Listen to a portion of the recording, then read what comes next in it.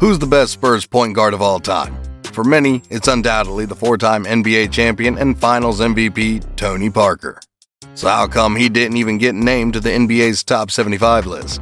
Was he truly not as good as other NBA legends, or was he actually the most underrated point guard of the modern era? Let's take a look at how good this legendary European point guard really was. When Parker came into the league in 2001, he was just a young 19-year-old kid from France, and very few people knew who he was. He was selected by the San Antonio Spurs with the 28th overall pick, and before he even played his first NBA game, there were so many doubts about him already. People didn't trust European players, and this case was no different. After all, Tony seemed to be just another skinny kid when he first entered the league. However, this just motivated him to push himself and prove his doubters wrong. Parker finished his rookie year with 9.2 points, 4.3 assists, and 2.6 rebounds per game. These numbers might not look special, but considering how it was just his first year, and how he was drafted near the bottom of the first round, these stats look promising. For that, he was named to the 2002 All-Rookie First Team.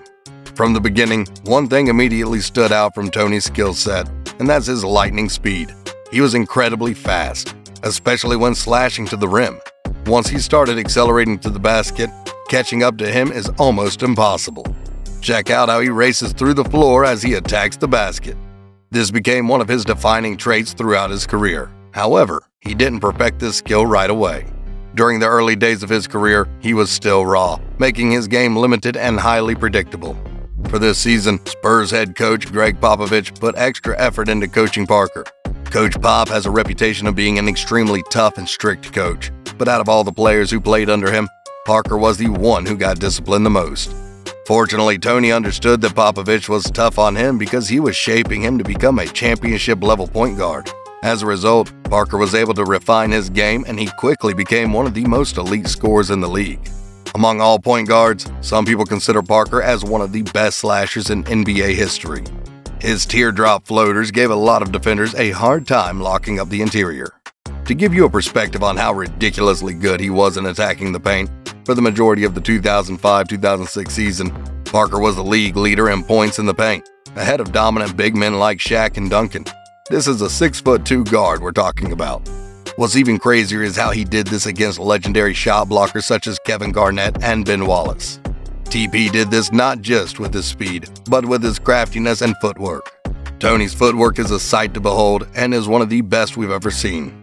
Combine that with his incredible speed, he can make the opposing defense look lost with how quickly he can change directions. Watch how he completely fakes out the defender, giving him all the space he needs for an easy two. This just shows us how his speed and footwork is such a lethal combo. But of course, we can't talk about Tony's footwork without mentioning his signature spin move. This is one of the most lethal moves we've seen in the NBA. As a defender, you know it's coming, but there's little you can do to stop it. Just take a look at how unguardable this move is. TP has used this move countless times as it works against most defenses. The reason why it's so hard to defend is because of how Parker set up the spin. In this play, notice how Tony sets up his spin with a quick but subtle crossover, and he does this to bait the defender. Once his defender's body is facing the other way, he then spins in the opposite direction and it's game over. What's even deadlier is how he does this with such incredible speed that he outmaneuvers you before you can even react. Another reason why he's a deadly slasher is his ability to find a shot even from difficult angles. Check out how Parker scoops the ball in despite the fact that there are 3 outstretched arms all over him. Over the years, he managed to expand his game a little by developing a mid-range game. He wasn't a threat from the three-point line, but he always had great shooters with him on the team, so there wasn't any need for him to extend his range. However, when we say that Tony is a championship point guard, it's not just about his individual skills, but his ability to fit well with his squad. He's not just putting up stats, he's helping his team win. One of the most impressive things about him is how he quickly adapted to the Spurs system. During Parker's sophomore year, the Spurs won the championship with him as the starting point guard. A lot of fans would say that Tim Duncan just carried the team single-handedly during the 2003 finals. But while it's true that Duncan was clearly the best player during that run, Parker also made significant contributions in that series. In Game 3, Tony put on a show, tallying 26 points and 6 assists while shooting 4 of 6 beyond the arc. Remember, we're talking about a second-year player in his very first NBA Finals. TP finished the series averaging 14 points and 4.2 assists, winning his first NBA title. Aside from helping the team with his elite scoring, Parker's impact on the Spurs can also be seen in his playmaking. He wasn't a flashy passer, but he always did a wonderful job setting up his teammates for an easy shot. As a facilitator, he simply knew where his teammates' sweet spots are.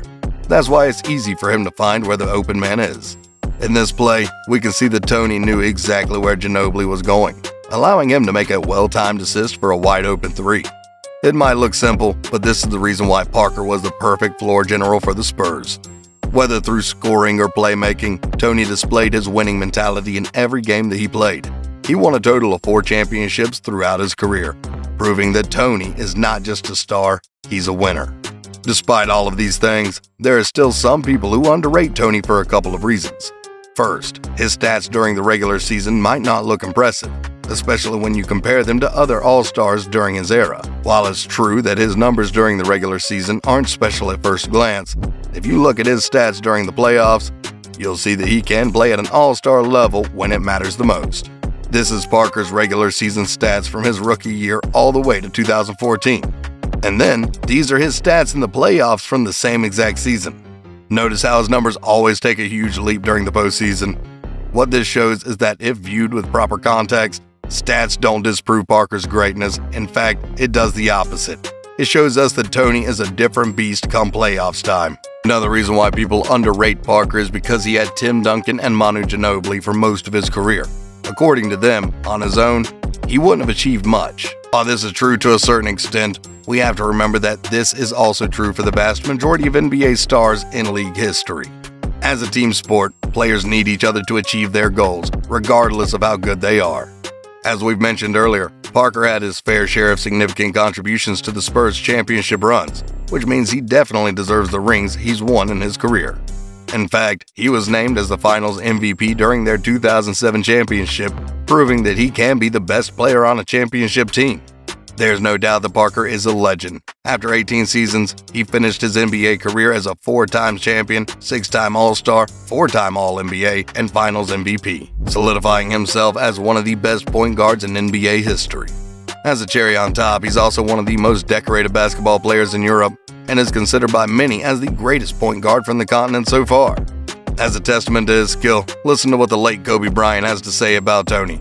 I'm Kobe Bryant, and I've played against Tony for years and years and years and years.